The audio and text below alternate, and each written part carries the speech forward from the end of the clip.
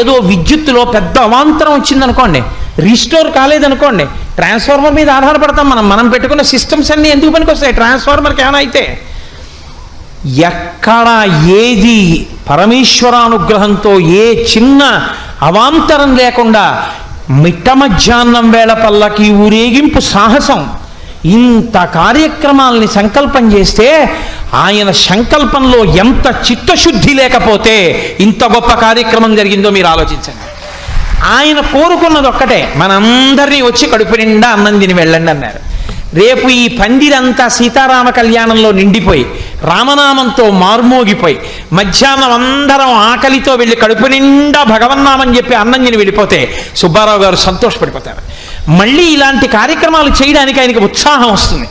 ఇలాంటి కార్యక్రమాలు ఎన్ని జరుగుతాయో అక్కడ సనాతన ధర్మము పరిఢ వెళ్ళడానికి మార్గం ఏర్పడుతుంది. మనందరం ఇంటికో పుష్పమైతే పరమేశ్వరుడికో మాల. కాబట్టి మన కర్తవ్యం మనం చేయవలసి ఉంటుంది. కాబట్టి నాకు వెనకటికి ఒక ఆయన మాట చెప్పాడు. ఒక చోటికి వెడితే ఓ భార్యాభర్త కూడా వచ్చారు నాతో, విశాఖపట్నం వెళ్ళినప్పుడు ఉపన్యాసాలకి. ఆ ఇంటి యజమాని అస్తమానం అనేవారు, మా అక్క చాలా బాగా వండింది, మా అక్క చాలా ఉపకారం చేసింది, మా అక్క ఈ కూర వండింది అంటుంటే ఆవిడ భర్త కూడా నాతో వచ్చాడు. ఆయన నేనన్నాను విని విని విని విని, ఏమంటే మీ భార్య గారు మీతో పాటు కాకినాడ నుంచి వచ్చేంత ఉపకారం చేశారట, మరి మీరేమి చేయలేదా ఇక్కడికి వచ్చి అన్నాను. అంటే ఆయన అన్నాడు, చేయకపోవడం ఏంటంటే నా కర్తవ్యం నాది, తిని పెడుతున్నాను కదూ అన్నాడు. నిజమే అనిపించింది నాకు. చాలా పెద్ద మాటరా, తిని పెట్టడం కర్తవ్యం, తినమన్నప్పుడు తినడం కర్తవ్యం, తినమన్నప్పుడు భీష్మించి కూర్చుంటే పదార్థాలు పాడవుతాయి. కాబట్టి రేపటి రోజు ముగింపు కదండి. ముగింపు అంటే ఆనందంతో సంతోషంతో అందరి ముఖాల్లో ఆ ప్రసన్నత వ్యక్తం కావాలి, ఆ సంతోషం వ్యక్తం కావాలి. అబ్బా మళ్ళీ ఎప్పుడు ఈ పందిళ్ళు, ఇంత కార్యక్రమం, ఇంత హడావిడి, ఇంత తరించడం, ఇన్ని ధ్వనులు, ఇన్ని శబ్దాలు, ఇన్ని నృత్యాలు, ఇంత సంగీతం అని మనందరం పరవశించి బాబాగారి దగ్గర నిలబడి మళ్ళీ త్వరగా సుబ్బారావు గారి చేత ఎన్నో కార్యక్రమాలు చేయించు ఈశ్వరా, ఆయనకి సమర్థతనియ్యి అని మనం ప్రార్థన చేసి వెళ్ళవలసి ఉంటుంది. కాబట్టి రేపు ఉదయం 7 గంటలకల్లా చూశారా, కరతాళధ్వనులు చెయ్యండి అని చెప్పక్కర్లేదు, వాళ్ళు తృప్తి పడితే వాళ్ళే చేస్తారు. కాబట్టి చక్కగా మీ అందరూ కూడా ఉదయం 7 గంటలకల్లా వచ్చేస్తే మనం సీతారామ కళ్యాణంతో కార్యక్రమాన్ని ప్రారంభం చేద్దాం. కాబట్టి ఇప్పుడు లలితా సింధూరి యొక్క కార్యక్రమం ప్రారంభమవుతుంది, నృత్య కార్యక్రమం. ఈ రోజు కొద్దిగా సమయాన్ని నేను ఎక్కువ తీసుకున్నందుకు మన్నింపబడదనుగాక. సుబ్బారావు ఈ విషయాలు మీరు ఒక్కసారి ప్రకటించండి కోటేశ్వరరావు గారు అన్న కారణం చేత ప్రకటించడం జరిగింది. స్వస్తి. హరి ఓం. పరమేశ్వర స్వరూపైన సభకి నమస్కారం.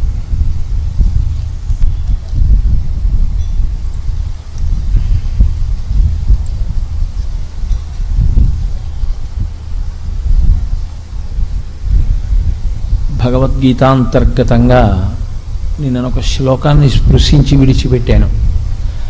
యోగస్థ కురు కర్మాణి సంగం త్యక్త్వా ధనంజయ సిద్ధ్య సిద్ధ్యో సమో భూత్వా సమత్వం యోగ ఉచ్యతే అంటాడు కృష్ణ భగవానుడు. ఆయన మాట్లాడుతూ సమత్వం యోగ ఉచ్యతే, యోగము అన్న మాటకి ఆయన నిర్వచనం చెప్పాడు. సమత్వమునకు యోగమని పేరు. అలాగే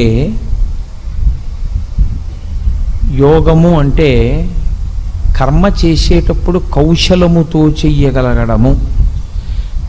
అలాగే అనేన యుజ్యతే ఇది యోగ, అనేకముగా కనపడేవన్నీ కలిపి ఒకటిగా మారేటటువంటి ప్రక్రియ జ్ఞానమునందు. వీటన్నింటినీ యోగం అంటారు. యోగ కర్మసు కౌశలం అంటాడు. నిన్న మీతో నేను మనవి చేశాను, యోగస్థ కురు కర్మాణి. కురు కర్మాణి అంటే నువ్వు పని చెయ్యి అంటే ఏదో ఒక పని చెయ్యి కాదు, నువ్వు చెయ్యవలసినటువంటి పని వేద విహితమై, వేదం ఎలా చెప్పిందో అలా చేసిన వాడవైతేనే చిత్తశుద్ధి కలుగుతుంది. యోగస్థ కురు కర్మాణి. ఆ కర్మ యోగం ఎప్పుడవుతుంది అంటే యోగ కర్మసు కౌశలం. కౌశలం అన్న మాట రావడానికి కారణం ఏమిటంటే, గురువుగారి దగ్గరికి శిష్యుడు వెడతాడు ఉపనయనం అయిన తర్వాత. వెళ్ళిన తర్వాత గురువుగారు మొట్టమొదట శిష్యుడికి నేర్పేటటువంటి విషయం ఏది అంటే దర్భ కొయ్యడం నేర్పుతారు. ఎందుకంటే పూర్వం గురువుగారి ఆశ్రమంలో శిష్యుడు ఉండి చదువుకున్నటువంటి రోజులలో ప్రతిరోజు ఆయన అగ్నిహోత్రం చేసుకోవడానికి ఇతరమైనటువంటి దేవతారాధన యందు తప్పకుండా ఉండవలసినటువంటివి 2 పదార్థాలు. ఒకటి గోవు, 2 దర్భ. ఈ 2 లేకుండా ఏవీ నడవదు. కాబట్టి దర్భలు తీసుకురావాలి శిష్యుడు. ఈ దర్భలు తీసుకొచ్చేటప్పుడు ఆ దర్భ కోసి పట్టుకురావడంలో గురువుగారు తీసుకురమ్మన్నారు కదా అని చెప్పి అక్రమాలినవి, పనికొచ్చినవి, పనికిరానివి అన్నీ కోసి పట్టుకురాకూడదు. ఆ కొయ్యడంలో ఒక నేర్పరితనం ఉంటుంది. ఏమిటా నేర్పరితనం అంటే ఆ మొదలు విడిచిపెట్టి మళ్ళీ అది పైకి పెరగడానికి వీలుగా కావలసినటువంటి అంకుర భాగాన్ని విడిచిపెట్టి కొయ్యవలసి ఉంటుంది. అందులో ఏ కారణం చేతనైనా చిరిగిపోయినది, కన్నం పడిపోయినది, వడిలిపోయింది ఉంటే దాన్ని ఇక కొయ్యకూడదు. ఎందుకంటే అవసరం లేదు.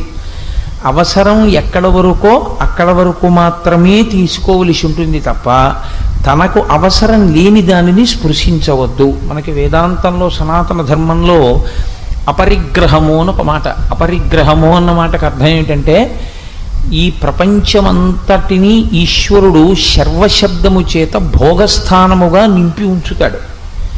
అందుకే శర్వాణి అని శివుడికి అమ్మవారికి పేరు, శర్వ అని విష్ణు సహస్రంలో విష్ణువుకి పేరు. ఇద్దరికీ ఆ పేరు ఉంటుంది, శర్వ అన్న పేరు. శర్వ అన్న పేరుకి అర్థం ఈ భూమి మీద మీరు పట్టుకెళ్ళి ఓ దోషుడు గింజలు వేశారనుకోండి, ఒక్కొక్క గింజలోంచి ఒక్కొక్క మొలక వస్తే ఆ మొలకకి ఒక కంకు వచ్చి ఒక్క కంకులో మీరు ఎన్ని గింజలు చల్లారో అన్ని గింజలు వస్తాయి. మీరు భూమి మీద వడ్ల గింజ వేయగలరేమో కానీ వడ్ల గింజ మొలకెత్తి ఒక మొక్క అయ్యేటట్టు, ఆ మొక్కకి కంకు వచ్చేటట్టు, ఆ కంకులో ధాన్యం ఉండేటట్టు చెయ్యగలిగిన శక్తి మాత్రం ఈ లోకంలో ఎవరికీ లేదు. పంచభూతములలో నుండి సంపదను తేవడం కానీ, పంచభూతములను పెంచడం కానీ తగ్గించడం కానీ ఎవరికీ సాధ్యము కాలేదు, సాధ్యము కాదు కూడా. భూమిని ఒక అంగుళం మీరు పెంచలేరు, భూమిని ఒక అంగుళం మీరు తగ్గించలేరు. వాయువు విశేషమైన వేగంతో వీయాలి అని నిర్ణయం తీసుకుంటే జరగవలసిన నష్టం జరిగిపోయిన తరువాత మీరు పునర్నిర్మాణ ప్రక్రియ చేయవలసి ఉంటుందేమో కానీ గంటకి 120 కిలోమీటర్ల వేగంతో ఈదురుగాలి వేసినప్పుడు విద్యుత్ స్తంభం ఒరిగిపోకుండా మీరు ఆపలేరు. మనం పెట్టుకున్న రాడార్ వ్యవస్థ కూడా కుప్ప కూలిపోవలసిందే. అది ఈశ్వరుడి యొక్క నిర్దేశకత్వం, ఆయన యొక్క శాసనం అలా ఉంటుంది. కాబట్టి ఆయన ఎంత పెట్రోల్ ఉంచాడు ఈ భూమిలోని మీరు అడిగారనుకోండి, అది ఎవరూ చెప్పలేరు. ఎప్పటికి ఏ బావి దొరికితే ఆ బావి దొరికింది అనుకోవడం. ఎంతోమంది, కొన్ని కోట్ల మంది పుట్టారు, కొన్ని కోట్ల కార్లు వాడారు, కొన్ని లక్షల లీటర్ల పెట్రోల్ ఖర్చు పెట్టారు, భూమిని విడిచిపెట్టారు, వెళ్ళిపోయారు. ఈశ్వరుడు మాత్రం అలా నింపుతూనే ఉన్నాడు, భూగర్భమునందు ఉంచాడు. మీకు అసలు ఆశ్చర్యకరమైన విషయం ఏమిటంటే భవతి అని సంస్కృతంలో ఒక మాట. భవతి అంటే నిలబడుట, ఉండుట, ఉన్న పదార్థం ఉండడాన్ని భవతి అంటారు. అలా ఉన్నది ఉన్నట్లు ఉండాలి అంటే ఈశ్వరుని యొక్క అనుగ్రహము లోపించినటువంటి ఉత్తర క్షణంలో పడిపోతాడు. వడిబాయక తిరిగే ప్రాణబంధుడా అంటాడు అన్నమాచార్యుల వారు. ఊపిరి తీయడంలో వేగం పెరిగినా, ఊపిరి విడిచిపెట్టడంలో వేగం తగ్గినా, లోపలికెళ్ళిన ఊపిరి బయటికి రాకపోయినా, బయటికి వచ్చిన ఊపిరి లోపలికి వెళ్ళకపోయినా చనిపోతున్నాడు, చనిపోయాడు అని గుర్తు. ఎక్కడుంటుంది మృత్యువు అంటే అంతకన్నా సన్నిహితంగా ఉండేది వేరొకటి లేదు అంది వేదాంతం. మా ఆవిడ ఇంట్లో ఉంటుందేమో, మా అబ్బాయి హైదరాబాద్లో ఉన్నాడు, మా అమ్మాయి అమెరికాలో ఉంది, కానీ నా మృత్యువు నాకు అత్యంత సన్నిహితంగా ఉంటుంది, నా ముక్కు మీదే ఉంటుంది. లోపలికి వెళ్ళి బయటికి వెళ్ళకపోతే అయిపోయింది, బయటికి వెళ్ళింది లోపలికి వెళ్ళకపోతే అయిపోతుంది. కాబట్టి అటువంటి ప్రక్రియతో నడపగలిగినటువంటి ఈశ్వరుడు భవతి, ఉన్నది అన్నది ఎంతకాలమో ఆయన అనుగ్రహమో అంతకాలము. భోగము, సుఖము అని మనం ఏం పిలుస్తామో అవన్నీ ఈశ్వరానుగ్రహమే. ఉత్తరాఖండలో రామాయణంలో వాల్మీకి మహర్షి మాట అంటారు, అసలు సుఖమన్న మాట ఎక్కడుందో తెలుసా? వాయు ప్రాణ సుఖం వాయు అంటారు. సుఖమన్న మాటకంతటికీ అర్థం ఏమిటంటే గాలి ఒక్కటే. ఇంట్లో ఎన్ని మధుర పదార్థాలు ఉండనివ్వండి, ఎంత ఐశ్వర్యం ఉండనివ్వండి, ఎంత పెద్ద ఉద్యోగస్తుడవనివ్వండి, ఎంత అధికారం ఉండనివ్వండి, ఎంత అందగాడవనివ్వండి, ఊపిరి అందట్లేదనుకోండి, ఇంకేమిటి సుఖం వీటన్నిటితో? తనకి ఏమీ ఉండదు. ఏసీ థియేటర్లో కూర్చున్నవాడు సంతోషంగా ఉంటాడేమో, ఏసీ బెడ్రూమ్లో పడుకున్నవాడు సంతోషంగా పడుకుంటాడేమో, ఏసీ ఇంటెన్సివ్ కేర్ యూనిట్లో ఉన్నవాడు ఏం సంతోషంగా ఉంటాడు? అది ఏసీయే అవ్వచ్చు, అదేం పెద్ద సంతోషం ఏంటి ఇంటెన్సివ్ కేర్ యూనిట్లో ఉండడం? వాడికి ఊపిరి అందక అందులోకి వెళ్ళాడు, ఇంకా వాడికి సుఖం అన్న మాట ఎక్కడుంది? చల్లగా ఉన్నా సుఖం ఉండదు. వాయుప్రాణ సుఖం వాయు, అసలు నీకోటి ఊపిరి అందితే లోపలికి ఊపిరి వెళ్ళి సరిగ్గా బయటికి వస్తుంటే అది సుఖం అన్నమాట అంటారు వాల్మీకి మహర్షి. ఆ ఊపిరియే సుఖము నిజానికి. ఊపిరి సరిగ్గా వెళ్ళి ఊపిరి సరిగ్గా బయటకు వస్తే చాలు సంతోషం. వెనకటి ఒక ప్రధానమంత్రి 7 రోజులు పడిశంతో బాధపడి 7 రోజులు మరణించిన వాడితో సమానం నేను అబద్ధం చెప్తే అన్నాడు. పడిశంతో 1 గంట బాధపడ్డం అంత కష్టం, ఎందుకంటే ఊపిరి అందకపోవడమే దాంట్లో ఉన్న పెద్ద బాధ. అంటే వాయుప్రాణ సుఖం వాయు అంటారు వాల్మీకి మహర్షి. ఆయన ఎన్ని భోగస్థానములను పెట్టాడో ఇందులో. కంటితో చూసే జలపాతం దగ్గర నుంచి అందంగా విరిసేటటువంటి పువ్వు వరకు, సాయంకాలం విరిసే పువ్వులు కొన్ని. ఈ చైత్రమాసానికి వైశాఖ మాసానికి మనకి ఆర్షధర్మంలో ఒక ప్రత్యేకమైన ప్రతిపత్తి. ఇవి 2 వసంత ఋతువులో వస్తాయి. చైత్రాన్ని మధుమాసము అంటారు, వైశాఖ మాసాన్ని మాధవ మాసము అంటారు. ఈ 2 నెలల్లో 2 ప్రత్యేకమైన వస్తువులు దొరుకుతాయి. ఒకటి మామిడి పండు, ఒకటి మల్లె పువ్వు. మల్లె పువ్వు యొక్క సువాసన ఎంత గొప్పగా ఉంటుందో, మామిడి పండు యొక్క రసం ఎంత తీయగా ఉంటుందో, అంతటి సువాసన కలిసినటువంటి మధురమైన వాక్కు కలిగిన శంకర భగవత్పాదులు, అంత గొప్ప వాక్కు అంత గొప్ప నడవడి కలిగినటువంటి రామచంద్రమూర్తి ఈ 2 నెలల్లోనే పుట్టడం ఆశ్చర్యకరమైన విషయం. అసలు మహాపురుషులందరూ లోకంలో చైత్ర వైశాఖ మాసాల్లోనే పుట్టారు. కాబట్టి అందుకే వాటికి మధుమాసము మాధవ మాసము అని పేరు. ప్రకృతిలో ఋతువులుగా, రాత్రింబవళ్ళుగా, నిద్రగా, లయంగా, స్వల్పకాలిక లయంగా, ఆకలిగా, అన్నం తీరడంగా, ఇన్నిటిగానో బాహ్యమునందు ఒక కారు తయారవ్వాలంటే కావలసిన ఇనుమంతా భూమిలోంచే రావాలి. ఆ కారు పరిగెత్తడానికి కావలసిన పెట్రోలు భూమిలోంచే రావాలి. మీరు ఏ భోగం అనుభవిస్తున్నారనుకుంటున్నారో ఆ భోగములన్నీ కూడా భూమిలోంచే వస్తాయి. కాబట్టి శర్వహ అంటారు. ఆ భూమి నుండి సమస్త భోగములకు కావలసినవి ఈశ్వరుడు ఇస్తూ ఉంటాడు. ఈ ఇచ్చినప్పుడు సనాతన ధర్మంలో ఒక మాట వాడతారు, అపరిగ్రహము. అపరిగ్రహము అంటే నీకు ఎంతవరకు అవసరమో అంతవరకు కన్నా ఎక్కువగా నువ్వు పుచ్చుకోకూడదు. అది స్వయంగా ఎవరికి వారు పాటించవలసినటువంటి నియమం. ఎందుకంటే తనకి ఎంత కావాలో అంత అనుభవించినటువంటి వాడు తనని తాను మోసం చేసుకున్నవాడు. తనకెంత కావాలో అంతకన్నా తక్కువ చేసుకుని బతికి భవిష్యత్ తరాలకి దాచిపెడదామనుకున్నవాడు స్వార్థంతో బతికి తనని తాను సుఖపెట్టుకోనివాడు. తనకు అవసరమైన దానికన్నా ఎక్కువ వాడినవాడు భవిష్యత్ తరాలకి ద్రోహం చేసినవాడు. ఈ ప్రపంచంలో మన వారసులకు దక్కవలసినవి నిష్కారణంగా వీడు వాడుకుని ఉంది కదా అని చెప్పి భూమి నుంచి వచ్చేటటువంటి ఐశ్వర్యమును పాడు చేసినవాడు. అందుకే అపరిగ్రహము ఉండాలి అని చెప్పింది సనాతన ధర్మం. నీకు ఎంత అవసరమో అంతవరకు తప్ప, అంతక మించి నీకు తీసుకునేటటువంటి అధికారం కానీ అంతక మించి దాచుకునే అధికారం కానీ వద్దు. ఎంతవరకో అంతవరకు జీవించు. చిత్రం ఏంటంటే ఈ అపరిగ్రహమును గురించినటువంటి బోధ చెప్పవలసింది మనుష్యుడికొక్కడికే. 84 లక్షల జీవరాశులు ఉన్నాయని వేదం చెప్తోంది. అందులో 83,99,999 ప్రాణులు అపరిగ్రహం పాటిస్తాయి తమంత తాముగా. కడుపు నిండిపోయిందనుకోండి పక్షి తిందో, కడుపు నిండిపోయిందనుకోండి కుక్క తిందో. దానికి బిడ్డలు పుట్టాయనుకోండి పాలిస్తుంది. ఆ బిడ్డల ఆహారం తినడం వచ్చింది అన్నాయనుకోండి వదిలిపెట్టేస్తుంది. ఆ బిడ్డల కోసం కుక్కలకి బ్యాంకులు, పిల్లులకి బ్యాంకులు లేవు. కానీ చిత్రం ఏమిటంటే ఒక్క మనుష్యుడొక్కడే తన కొరకు కాకుండా కొన్ని తరాల వరకు దాచాలనేటటువంటి ప్రయత్నంలో ఉంటాడు. దాచవద్దని శాస్త్రం చెప్పలేదు, దాచమనే చెప్పింది. కానీ ఎంత దాచాలి అన్నది కూడా వేదం మాట్లాడేది. అతిగా వెళ్ళి పాడు చేసుకోవద్దు జీవితాన్ని. కాబట్టి యోగ కర్మసు కౌశలం అన్న మాటకు అర్థం ఏమిటంటే వేద తాత్పర్యమును మీరు గ్రహించి మీరు కర్మ చేసేటప్పుడు దాన్ని ఎలా చెయ్యాలో ఆ నైపుణ్యముతో నేర్పరితనంతో కర్మ చెయ్యగలిగినటువంటి విధానానికి కౌశలం. దర్భ ఎంత కొయ్యాలో అంతే కొయ్యాలి. కుశ అంటే దర్భ. అంతేకాని దర్భని మొదలంట పెళ్ళగించేశారనుకోండి మళ్ళీ ఎలా వస్తుంది దర్భ? అదే దర్భని కొంత కోసి విడిచిపెట్టేశారనుకోండి, దర్భకి చివర్లు ప్రధానం. దర్భ చివర్లు ఏ దిక్కుకు వేశారు అన్నదాన్ని బట్టి మీరు ఏ కార్యం చేస్తున్నారు అన్నది తెలుస్తుంది. దక్షిణ దిక్కుకి కొసలు వేశారనుకోండి పితృకార్యం చేస్తున్నాడని గుర్తు. తూర్పు దిక్కుకు కొసలు వేశాడనుకోండి ఈశ్వరారాధన చేస్తున్నాడు అని గుర్తు. కాబట్టి కొస ఉండాలి, మొదలు నీకెందుకు? కాబట్టి పాడు చేయకూడదు. లోకంలో దేన్ని కూడా ధ్వంసం చేసేటటువంటి హక్కు మనకి ఇవ్వలేదు. అంతటి సంజీవనీ పర్వతాన్ని తీసుకొచ్చిన హనుమ కూడా ప్రయోజనం అయిపోయిన తర్వాత సముద్రంలో బారేయచ్చు, మళ్ళీ ఎవడెళ్తాడు ఉత్తర దిక్కుకని. మళ్ళీ పట్టుకెళ్ళిపోయి సంజీవనీ పర్వతాన్ని హిమాలయాల్లో సుస్థాపితం చేసి వెనక్కి వచ్చేసారు ఆయన.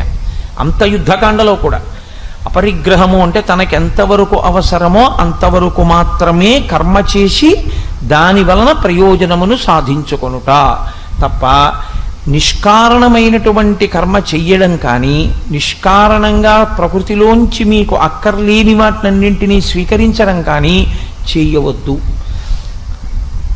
రెండు, కర్మసు కౌశలం అన్న మాటలో నేర్పరితనంతో చెయ్యడము అని కదండి మీరు అన్నారు.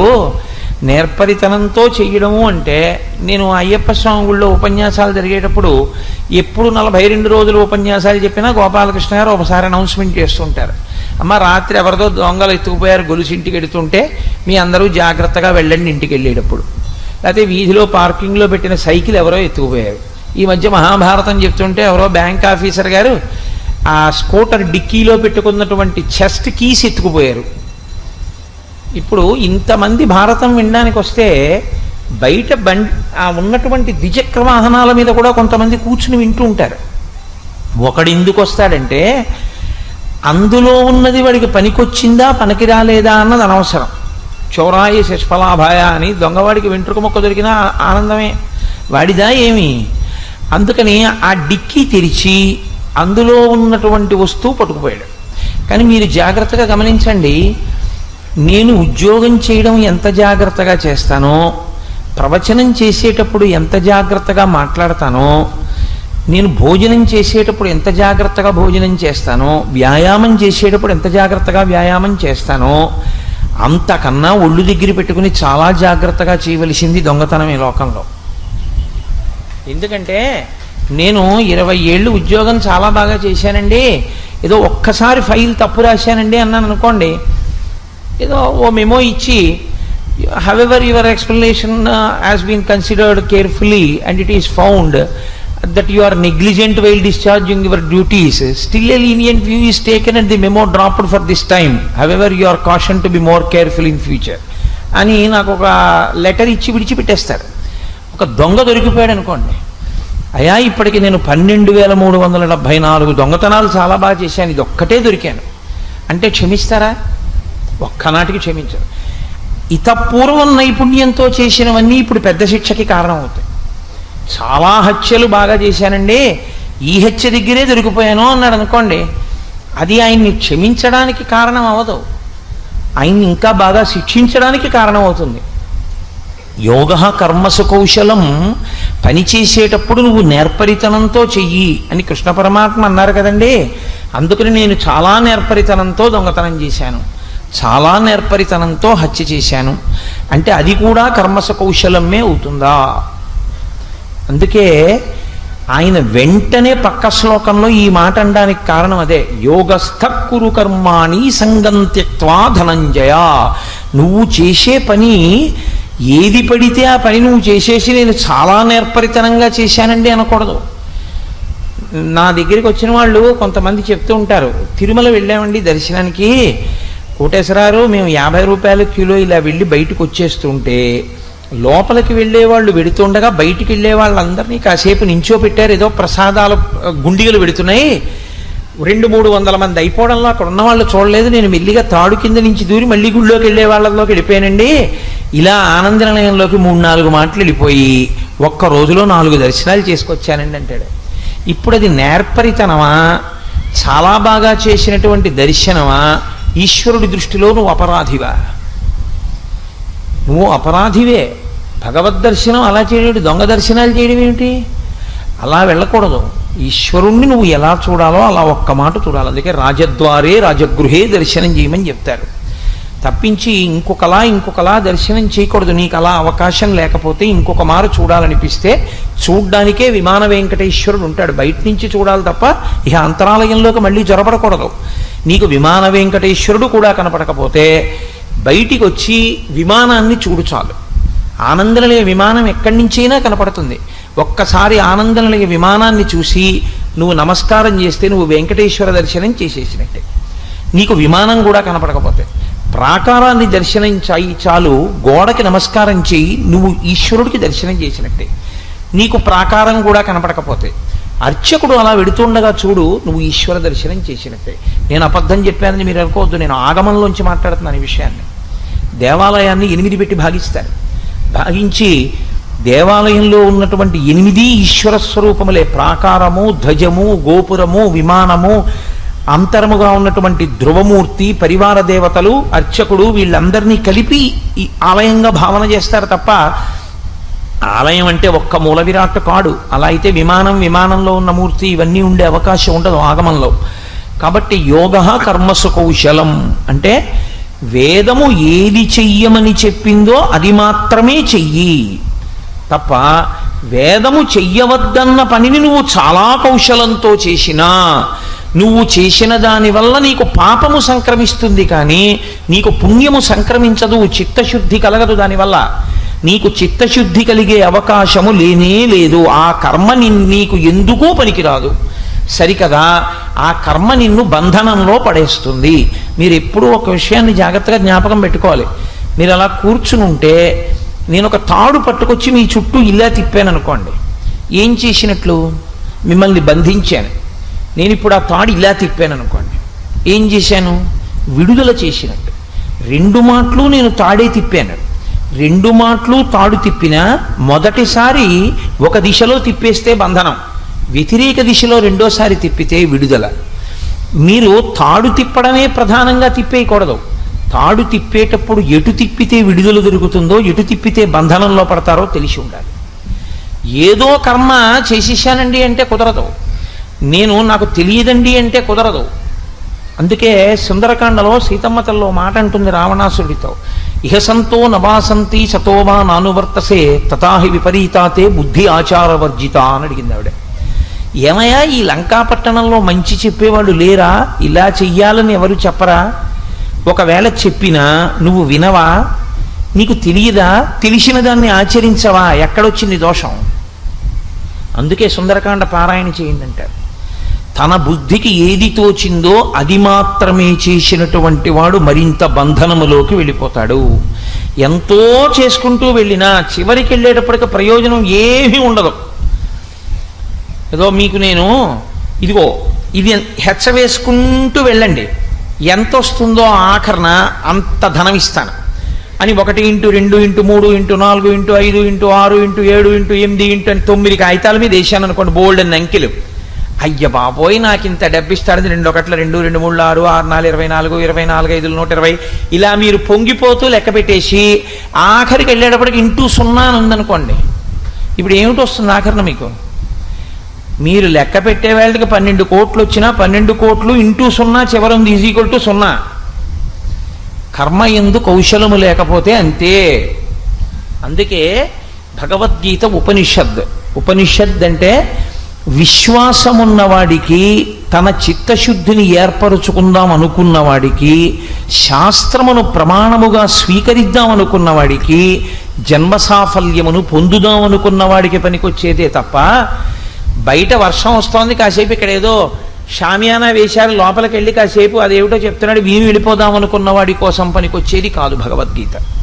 భగవద్గీత ఎవరి కొరకు అంటే భగవద్గీతాసు ఉపనిషత్సు అంటారు. ప్రతి అధ్యాయం చివర తాను తరించాలి, మనుష్య జన్మ ప్రయోజనం ఏమిటో తెలుసుకోవాలి అనుకుని గురువు మీద, శాస్త్రం మీద, ఈశ్వరుడి మీద విశ్వాసం ఉండి కూర్చుని విన్నవాడెవరో వాడికి పనికొచ్చేది తప్ప ఏదో సరదాగా విందామండి అనే వాళ్ళకి పనికొచ్చేటటువంటిది భగవద్గీత కాదు.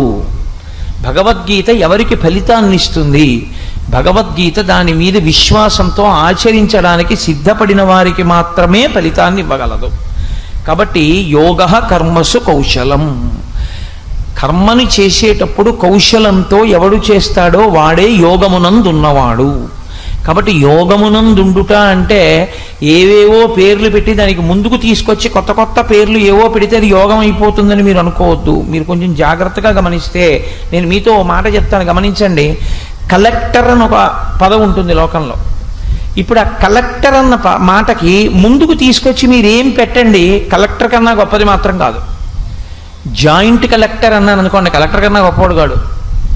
డిప్యూటీ కలెక్టర్ అన్నాను అనుకోండి, కలెక్టర్ కన్నా గొప్పవాడు కాడు. టికెట్ కలెక్టర్ అన్నాను అనుకోండి, కలెక్టర్ కన్నా గొప్పవాడు కాడు. కలెక్టర్కి ముందు కలెక్టర్కి తర్వాత ఏమీ చేర్చకపోయినా కలెక్టర్ అన్న మాటను వదిలేస్తే చాలు, ఆయనే డిస్ట్రిక్ట్ కలెక్టర్. కలెక్టర్ గారు వస్తున్నారండి అంటే ముందు ఏమీ లేకపోతే ఆయన కన్నా గొప్పవాళ్ళు లేడు. ముందు ఏమైనా పెడితే కలెక్టర్ గారి కన్నా తక్కువే.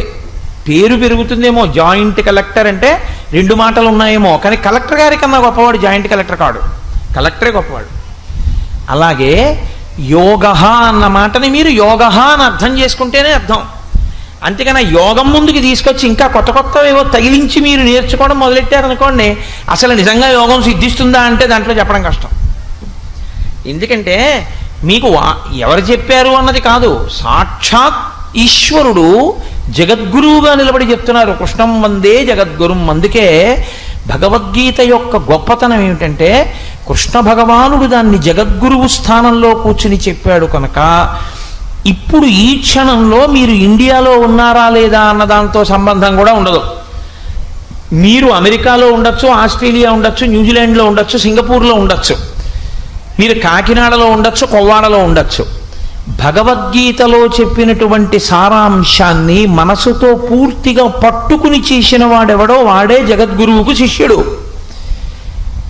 సాక్షాత్ శంకరాచార్యుల వారే పుట్టినటువంటి కాలటీలో ఉండి భగవద్గీత మీద నమ్మకంతో బతికితే శంకరాచార్యులు వారు ఆయనకి గురువా అని నన్ను అడిగారు అనుకోండి, ఒక్కనాటికి కారు. పక్కన కూర్చున్న వాళ్ళందరూ శిష్యులు కారు గురువు గారికి. గురువు గారు అన్న మాట ఎవరి పట్ల అన్వయం అవుతుందంటే ఎవరికి ఆ గురి ఉందో వాడికి ఆయన గురువు. గురి లేదు, ఉత్తినే పక్కన ఉంటాడంతే ఎప్పుడు. ఆయన అలా పక్కనున్నటువంటి వాడు శిష్యుడైపోవాలని ఏం లేదు లోకంలో. శిష్యుడు అన్న మాటకు అర్థం ఏమిటంటే గురువుని ఎంచుకున్నవాడు. గురువు ఎవరు? బరువు. నేను తప్పుగా మాట్లాడుతున్నాను అనుకోకండి. బరువు అంటే దానికన్నా ముందున్నది దానికన్నా తక్కువ బరువు ఉంది కాబట్టి దాని ముందున్న దాని బరువు ఎక్కువ. గురువు అంటే బరువు, శిష్యుడంటే లఘువు, తక్కువవాడు. ఆయన నాకన్నా చాలా తెలుసున్నవారు, శాస్త్రం ఎరిగిన వారు, వారి దగ్గర నేను తెలుసుకోవాలి, వారు చెప్పింది నేను పాటించాలి అని మీరు నమ్మారనుకోండి, మీరు నమ్మి పాటిస్తే గురువు. మీకు ఎంత విచిత్రంగా ఉంటుందంటే నా చుట్టూ ఉండేటటువంటి వాళ్ళు, నాకు దగ్గరగా ఉండేవాళ్ళు, నేను పేరుతో గుర్తుపట్టేవాళ్ళు, ప్రతిరోజు మా ఇంటికి వచ్చేవాళ్ళు మా గురువు గారు అనేవాళ్ళు నాకు ఎంతోమంది ఉన్నారు. నేను గురువునో కాదో తర్వాతి మాట, నా మీద గురి పెట్టుకున్నారు అని నేను అనుకోవలసిన వాళ్ళు. కానీ అసలు అంత గురున్నవాడోడున్నాడు అన్న విషయం మనకి తెలియకుండా కూడా ఉంటారు శిష్యులు లోకంలో. అది విచిత్రం.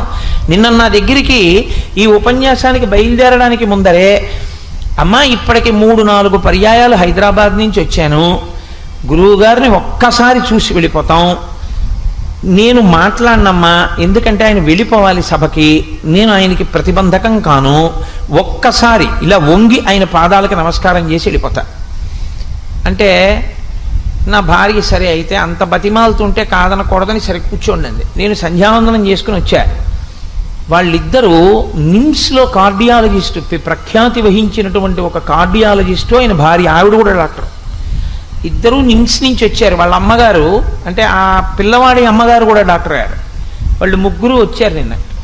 ఆ పిల్లవాడు ఒక్కటే మాట అన్నాడు, ఆ అమ్మాయి ఒక్కటే మాట.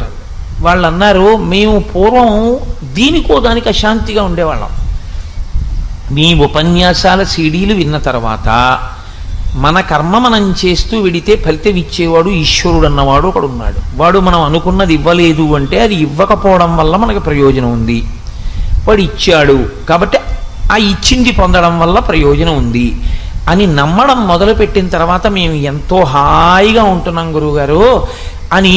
వాళ్ళిద్దరూ అంత ప్రఖ్యాతి వహించిన వైద్యులు, వాళ్ళు నా ఉపన్యాసాల్లో ఉన్నటువంటి సారాన్ని మాట్లాడుతుంటే నేను కేవలం నమస్కరించి వెళ్ళిపోవలసి ఉంటుందమ్మా, మాట్లాడడం కుదరదన్న వాడిని 10 నిమిషాలు మాట్లాడుతూ ఉండిపోయి దొరగారితో అన్న బయటకు వస్తూ, దొరగారు ఒక 10 నిమిషాలు ఇద్దరు డాక్టర్లకు ఇవ్వవలసి వచ్చింది, ఆ కారణం చేత కొంచెం ఒక 5 నిమిషాలు ఆలస్యమయ్యానండి బయలుదేరడం అని. ఏం దొరగారు, అటువంటి వాళ్ళిద్దరు ఉన్నారు అని నాకు తెలియదు, కానీ వాళ్ళిద్దరూ ఎక్కడున్నా నన్ను గురువుగా స్వీకరించిన వారు, అంటే నాను ఎందు బరువు ఉంచిన వారు, ఆయన తెలుసున్నవాడు, ఆయన దగ్గర మనం తెలుసుకోవాలనుకున్నారు కాబట్టి వాళ్ళు శిష్యులు.